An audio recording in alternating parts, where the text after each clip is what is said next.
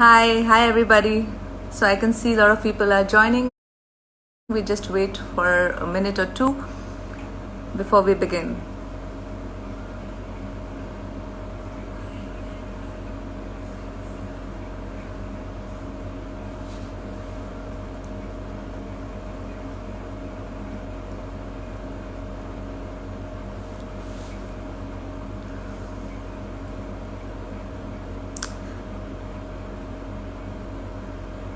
So this is quite fascinating. I think it's like really, I am quite excited to reach out to all the INFDNs from all across the country. It's really a pleasure to connect with you all.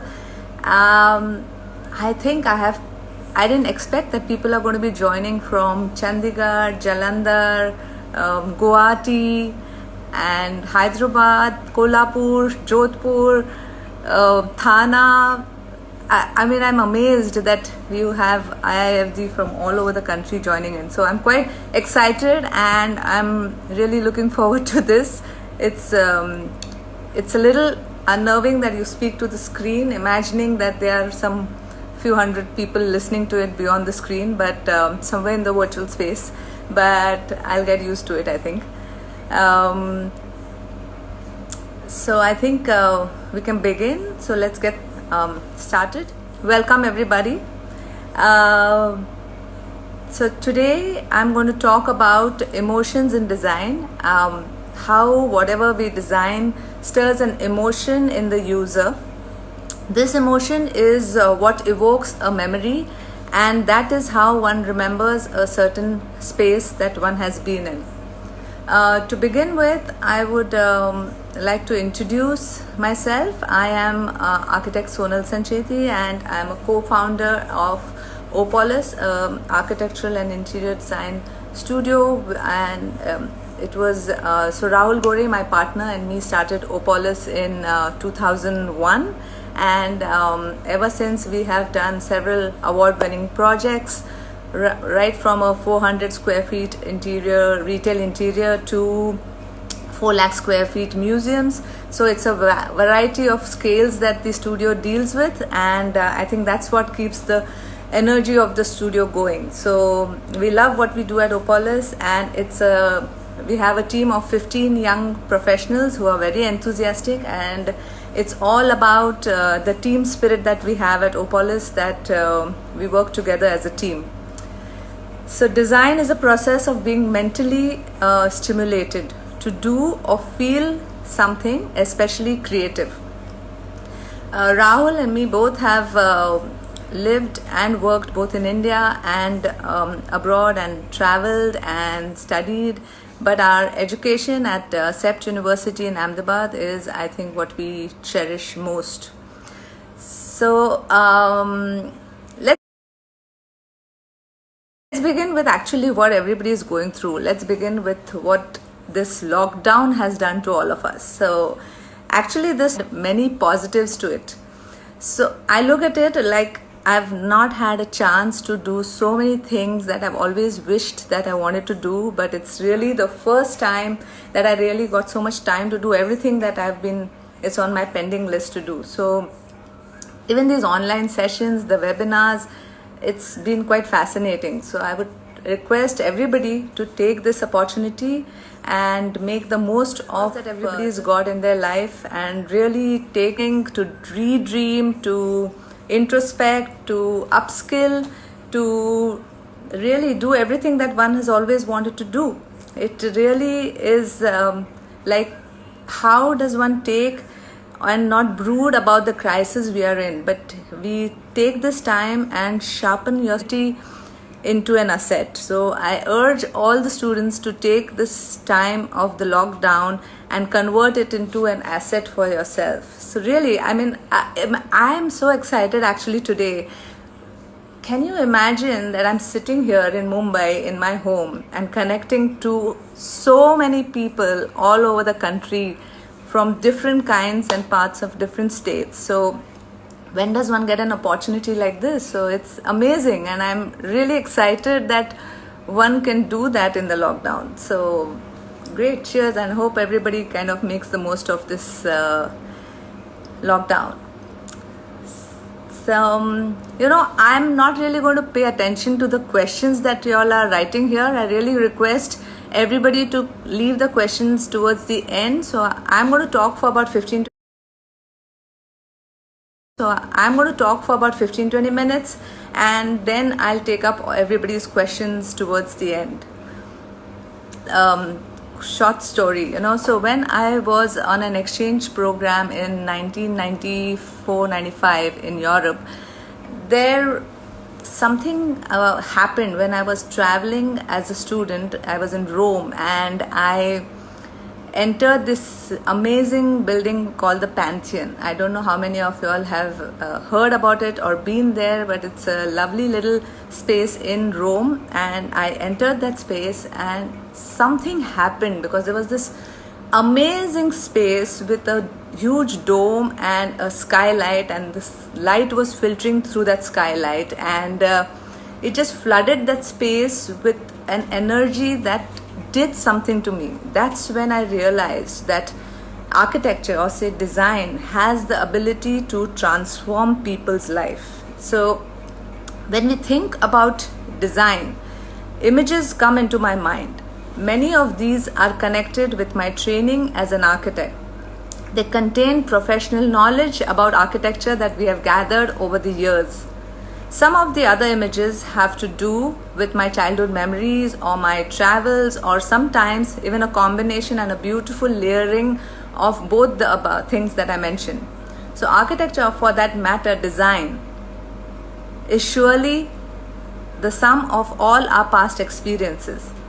The presence of certain buildings or spaces has something secret about it. Buildings that have a strong impact always convey an intense feeling of their spatial quality. They embrace the mysterious void called space in a special way and make it vibrate. We believe that spaces can only be accepted by their surroundings if they have the ability to appeal to our emotions and minds in various ways. So, you know what I mean by this? Let me give you an example. Recently, we handed over a small row house here in Chembur, close by, and so one side of the house shares a common wall with the other house, and it was a corner plot, so the other end opened up into a green space. And during this lockdown, this young couple and their 10-year-old son spent some quality time in the space that we designed for them. Just last week we got an SMS from them saying that how much they've enjoyed this space or the house that we've created for them and what it did to them. So it gave them an opportunity to enjoy the lockdown in ways that they had not imagined. And that is like how the son was really exposed to the greenery outside, or how he was listening to the birds chirping, or how he developed a affinity towards photography. All that happened because the space that we designed gave them an opportunity to do that. So it really, I feel that design has the capacity to inspire people's lives. And what is design? What is architecture? It is design of spaces we occupy, and in today's day and age, it's physical and virtual, I would say. As designers, we use various tools to create these spaces. And what are our tools? Scale, light, proportions that touches the various senses of a user and creates an emotion which stirs a memory through the 5 senses of touch, smell, sight, hearing, and taste. The pleasure of looking at, listening to, feeling, and moving through a certain space. So let's say, for example, let's take the thought of hearing. So a school classroom, however large, well laid out, well lit, or splendid spatial composition, it becomes a place of suffering if echo exceeds certain limits, whether caused by materials or by excessive height. An acoustically dead church loses its religious character. Say, for example, a gravel path leading to a house announces the arrival of the visitor steps, whereas a asphalted flat surface is quite lifeless. If sometimes we close our eyes to remove the dominance of the visual world in order to listen more intently, we will realize the power of design. Now let's see smell. So perfumes of gardens, the smells of the wood, the concrete, the smell of cooking, or the smell of incense in a temple. These identifies places and moments for a lifetime. We can pick out their preciseness and detail, and we can recall them from throughout our lives. For example, when I say this, I mean imagine the smell of a grandmother's house can be so firmly rooted in our memory that the simple fact of encountering it again in a completely different context 20 years later is sufficient to conjure up images of the old house with an amazing precision. Tactility. Tactility occupies a special place in architecture for two reasons. On one hand, it is inevitable because of gravity, and on the other, it is anticipated by our ability to see forms and textures. A person standing or walking are in permanent tactile contact with the ground, smooth or rough, hard or soft, flat or sloping. I think another most important thing for all our projects is the element of light. Thanks to the changing light, the petrified immobility of the space suddenly comes to life. Space exists by the illumination of objects and enclosing surfaces. Though echo, tactile qualities and smell help as well. The design process is based on a constant interplay of feeling and reason. The feelings, preferences, longings and desires that emerge and demand to be given a form must be controlled by critical powers of reasoning. But finally, it is our feeling that tells us whether these abstract considerations are really ringing true. Another thing that fascinates me is how a particular space that we design, as say for example a home again, how it gets used by the end user, how a elderly couple, grandparents will occupy that space, or how the younger parents will occupy the space, or how kids will occupy that space. It's always different how the same space gets used in a different way by different people. I think kids, with their inquisitiveness, occupy space most creatively in ways we have never thought of. And through this, it emerges new notions of space making. You know, it's like saying some painters transform a sun into a yellow spot, whereas some transform a yellow spot into a sun. I'm sure I'm sure a lot of you through this pandemic are thinking a lot of ways life is going to change after this for us. I think, I don't know, I mean, yeah, y'all can hear, right? Okay, sorry. So I'm saying that after this pandemic, all of us are going to look at life very differently.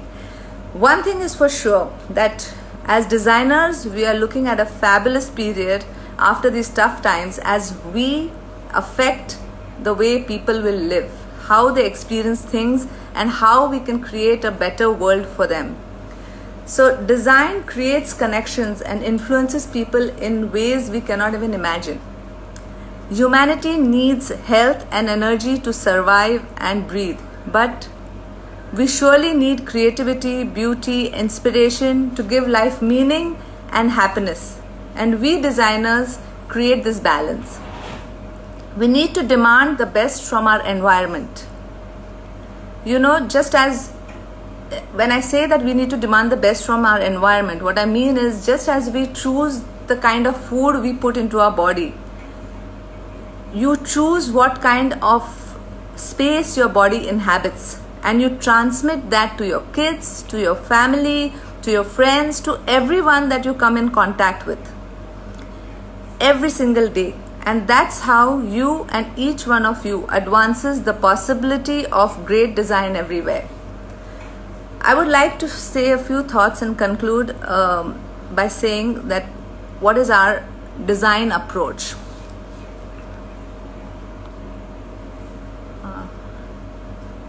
I believe that architecture is best when it's an honest expression of people and the institutions it serves, when it gracefully interacts with its surroundings, and when it has an understated dignity based on being true to the location and project requirements. It must be rooted in space, time, and site and client needs, but it must transcend all of these. The strength of a good design lies in ourselves and in our ability to perceive the world with both emotion and reason. A good architectural design is sensuous. A good architectural design is intelligent. We all experience design even before we have even heard the word design. The roots of our architectural understanding lie in our architectural experience. Our room that we have lived in, our house, our street, our village, our town, our landscape, we experience them all early on, unconsciously, and we subsequently compare them with the countryside, town, and houses that we experience later on. The roots of understanding design lie in our childhood, in our youth, they lie in our biography. So I always tell my students what is important is creating this biography for yourself, to create these experiences in your student life where you all are increasing your data bank, where you all are increasing what is there in your biography that you can reach out to later when you're designing spaces. Profound design makes the patron, the designer, and every user a slightly better human being. It's about creating a soul for your design that creates a certain energy in a space, which in turn affects the emotions of every user and creates a memory for them. So I think students start, this is for all of you who are listening to me today. I have a message for you all. Start where you are, use what you have, and do what you can. A dream written down with a date becomes a goal. A goal broken down into steps becomes a plan. And a plan backed by hard work and action makes dreams come true. So this is what I had to say about design and about emotions. I would be happy to really take some questions that you may have so that we can take this conversation further. So I'd be happy to answer any questions that you may have.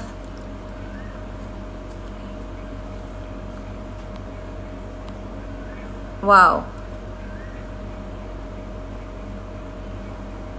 Hang on. How does one view this?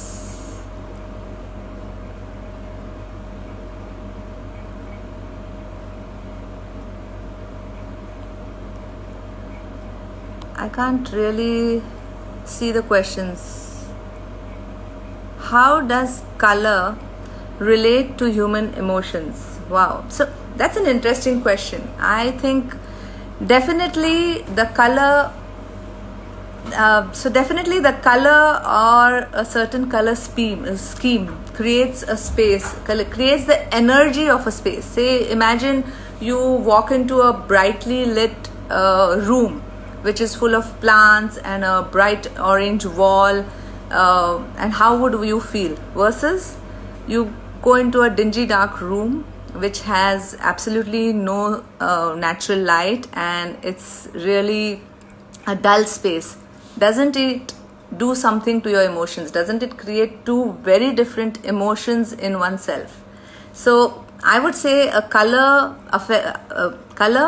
along with light definitely affects one's emotions. How does design relate to one's emotions? As I said, I mean, that's what I spoke right in the beginning, right? That what we design creates a certain energy in a space. That energy instills a certain emotion in a person.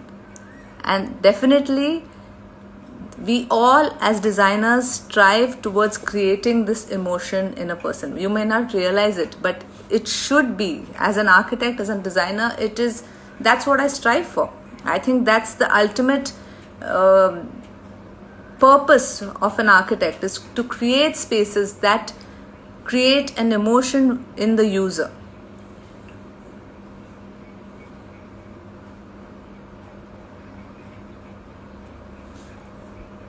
Can you tell us something more about your time in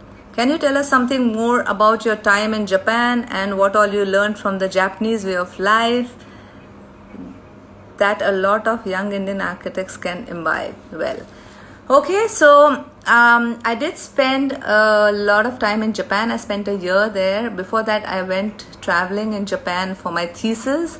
So while I was studying in School of Architecture in Ahmedabad, we have a research thesis project, and my thesis was on traditional Japanese architecture and its influences on contemporary architects. And while we were in Ahmedabad, one evening, a Japanese professor had come there, Professor Shimizu, to give a talk, like a lecture. We all have lectures in our colleges, so a Japanese professor was giving a talk that day. After the talk, I went up to him and I spoke to him about my thesis, and I said I would like to discuss the thesis with him. And can you believe, after discussing the thesis with him, he invited me to Japan. He said, you just come there, rest everything, I will take care of. So he invited me to Japan and organized for me to travel around to see all the buildings and spaces that I was studying for my thesis. This, I would say, was an amazing opportunity. So as a student that I got, that was the first time I visited Japan. Later, I went and worked with Fumiko Maki in his office, and that's when I spent a year in Japan. So what Japan did to me is not only in terms of architecture, but it taught me a way of life. So design is literally imbibed in their blood. Everything that you see in Japan, right from the way they will serve a dish in a restaurant or at home, or how they'll package a little mithai box for you, or anything, design is in their blood. And that's what, staying in Japan, I think that's what I learned the most. So definitely being in Japan has had a great influence on our design philosophy, and from Professor Shimizu we even learned many things about leading life, as to say how does one keep it simple is the bottom line for everything. You really need not have the idea of subtraction, or in a particular design, how do you create the basic minimum things that are required, just about that much. How do you create that? And that's what we learned from Japan.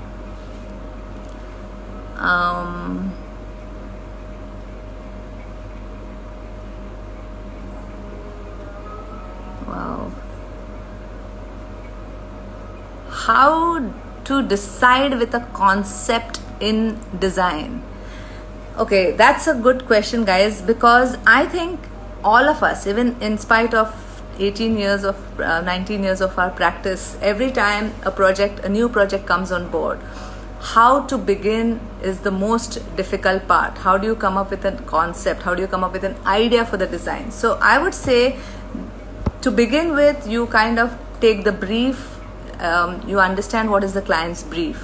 Then you understand the setting and the surrounding in which this project is. You analyze the whole site. In our case, we do architecture and interior. So say in our case, where the project is situated, you analyze the site, you take clues from that, you take clues from the client's brief, and after multiple thoughts and explorations, you come up with an idea that is best suited for that particular project. So it's not really one thing that can be a concept. There can be multiple things that are combined together that make you come up with a concept for a particular project.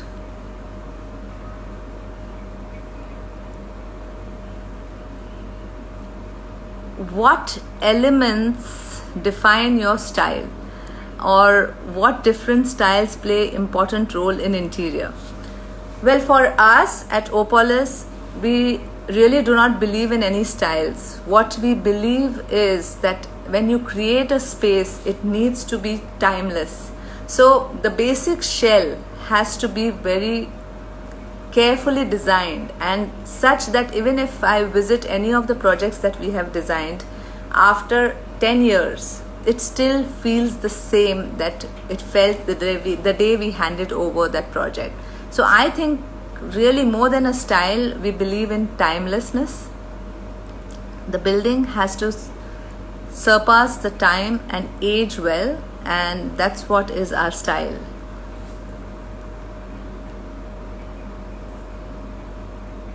What is the story for choosing Opolis as the name of your firm? Okay, so O in Japanese, and let me clarify, it is underscore Opolis. So underscore is for the open-endedness. O in Japanese means respect, and polis means the built environment. So whatever we design as architects has to be with respect to the built environment, and that is the meaning of Opolis. And the underscore leaves the open-endedness to the practice, because we do not specialize in any one kind of projects. We do anything from a small retail to museums, as I mentioned earlier. So it's an open-ended practice.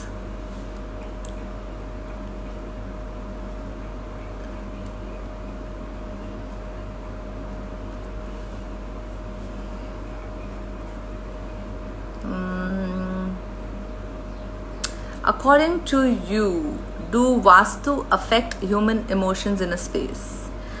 Okay, so Vastu, if I go to basics of Vastu, they are very much to do with basics of architecture. And we truly believe that if you follow the science of directions, where the sun rises, whether the kitchen should be in the east because the sun rises in the east, the wind direction, if you consider these few basics of architecture, they are the same as the basics of Vastu. So we don't really believe in the nitty-gritties of Vastu, but the basic science is the same.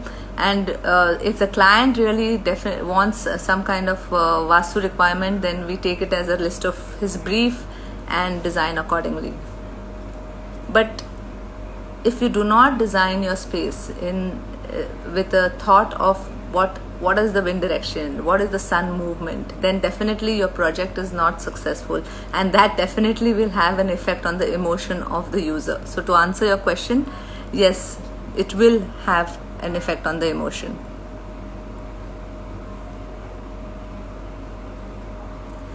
Where do you think designing is going to change after the pandemic? How do you think, how do you think designing is going to change after the pandemic? I hope that it is going to change, right? Don't you think that we can do with such little things in this lockdown, and what little things you require? The office spaces are definitely going to shrink. Work from home is going to become maybe the way of life, and just so many things. How people occupy their home spaces is going to change. How people, everything, right from, say, social distancing is going to affect the way we design our neighborhood spaces, or the way we design public spaces. So everything is going to be affected. And as I said in the beginning, I think it's fantastic for us as designers to be able to be in this space of designing, because we are going to be making that difference to the way people adjust to this new normal, as everybody's saying. And we as designers are going to make a difference to the way people are going to live their life. So definitely it's going to affect, and definitely it's going to have an impact on how people occupy space.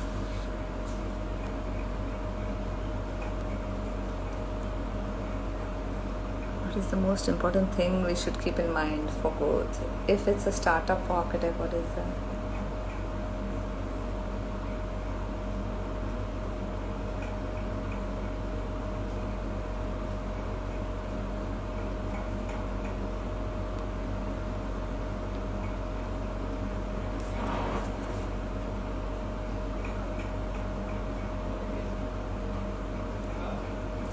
So which color scheme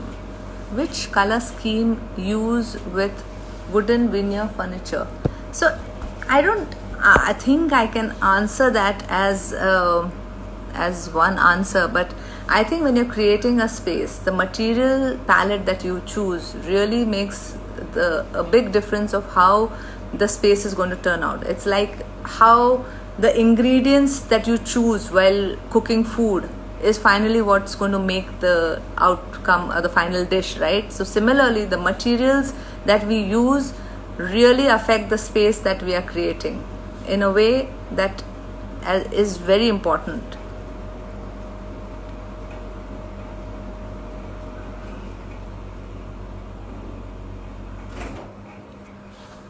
What are the things that inspire me the most? Wow, that's a interesting question. Actually, anything and so many things inspire me.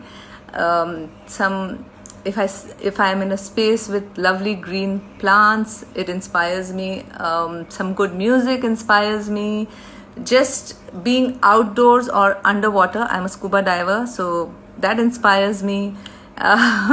Many things. I think that's what is one of the most important things. Or being on top of a mountain, I'm a trekker too, inspires me. So doing things that is not routine inspires me.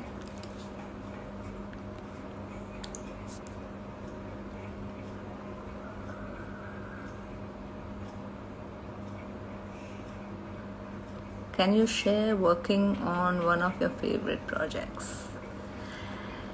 Can you share how it is working on one of your favorite projects? So I really can't say one favorite project, but each project is a challenge. Each project is like a marriage between the client and the architect, and how you go through a marriage, it's almost like that, going through a project. And in the marriage, there are many other people involved. So the contractors, the structural designer, the MEP consultant, the people who are working on the site, all these people contribute towards the marriage. So it's challenging, but it is the most satisfying experience, that every project that you go through the process right from the time. I think I love the time that it's on the drawing board and you're designing. I love that phase of the project the best. The construction part, or when that starts getting into reality and starts getting a form, your design, that is the most challenging phase of any project. But finally, when you see the end product that you have created, I think that's the most satisfying part of any project. So that's the whole thing. Yeah, the thoughts and emotions that fun.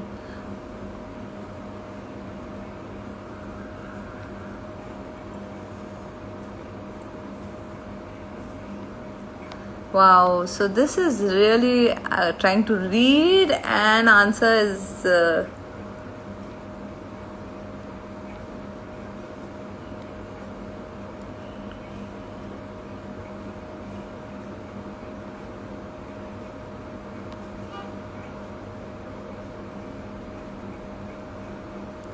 okay. What advice would you give to a student aspiring to pursue design?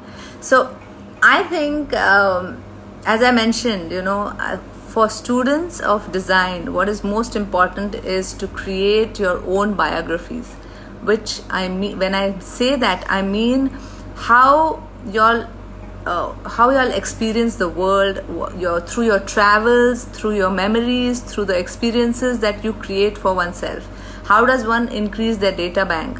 Through various skills that one explores, through the various activities that one does. So I would really, in this pandemic, of course, you all are stuck at home, so I would use this time through the virtual medium to explore the world, though it's never the same as to experience it in the physical world, but at least use this time towards that, and create an abundance of data bank for yourself, which you can plunge into when you finally start designing something. And it's really, for me, let me tell you, my travels as a student and also now are the most inspiring part when I design. Because when you design, how do you know what you're trying to create? You're trying to create a certain kind of space that is in your mind. But where does that space come in your mind? It comes from a memory. It comes from a space that you have been to, or you've seen, or you've visited. So it comes from your own data bank, and you're trying to create that kind of a space, either which you have visited, you have read about, you have experienced, or it's a combination of these multiple things that kind of help you design. And that is what really, the wider that data bank is, the better a designer would be. And the most important is travel in our own country. There is so much to learn. So I would always urge people to travel with their sketchbook and sketch and travel and make notes. Yeah, that's the one advice I give all my students all the time.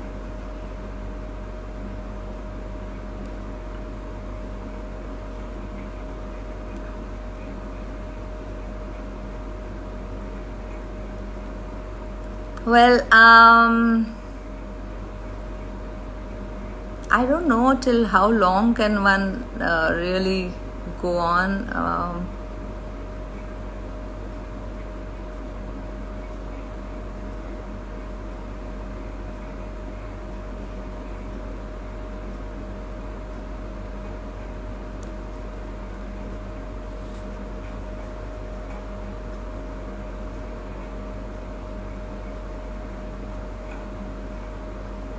How do you understand the psychology of a client and make the client brief that decides the emotion you want to include in your design? Okay, so let me understand the question, or let me answer it in a way that when a client comes to you, it's very important that your design sensibility and the client's design sensibility matches. It's sometimes, and that you realize right in the beginning of any project. If we have clients who come to us and say this is what we want, and show us pictures which we cannot even think or imagine ourselves designing, then right in the beginning we refuse the project. And we have done that a couple of times. So your sensibilities have to match. That's a given. Only then, as I said, the marriage will go through. Okay, so to begin with, the sensibility of the client and your design sensibility has to be on one plane. And then it's about understanding the client, the brief, what the client wants, and that's through multiple ways. We make the clients write down their requirements, we make them show it to us through an imagery that they would have collected, or that's mainly for a residence I'm talking about.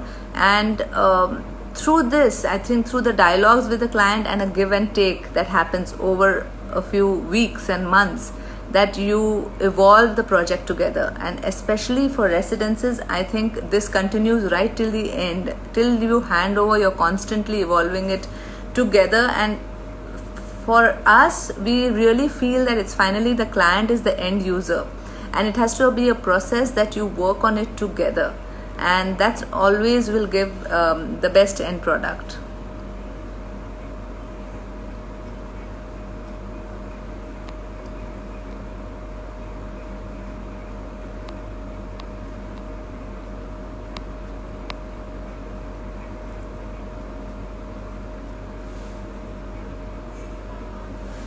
Hello ma'am, do you think that doing a master's can help in the long run? Okay, I'm a strong believer of going for masters after you have worked for a couple of years in an office, so that you realize what goes into a design office. You learn what are the things that you need to know.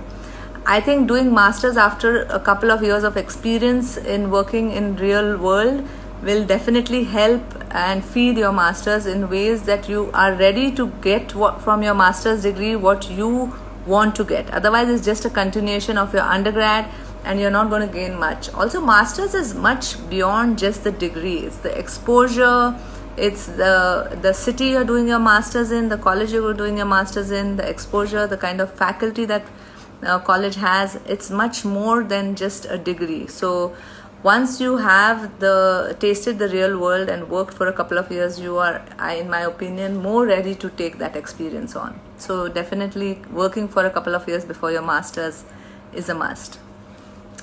All right, so I think I am going to sign off. Loved your background scheme. Thank you. Okay, thank you. And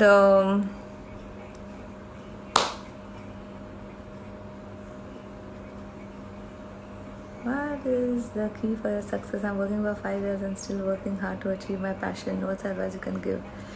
What is the key for success? I am working for 5 years and still working hard to achieve my passion. What is your advice? I think one advice is hard work and perseverance and believing in yourself and never giving up on your ethics is one advice I would give you for your success. And believe me, that is the only key. Hard work and perseverance is the key to success. All right, thank you very much. Signing off. It was great, and do leave the comments that I can answer later, or do revert back onto our Instagram page if you have any other questions. Thank you. It was lovely, and I had a great time connecting with you all from all over the country. Thank you. Bye.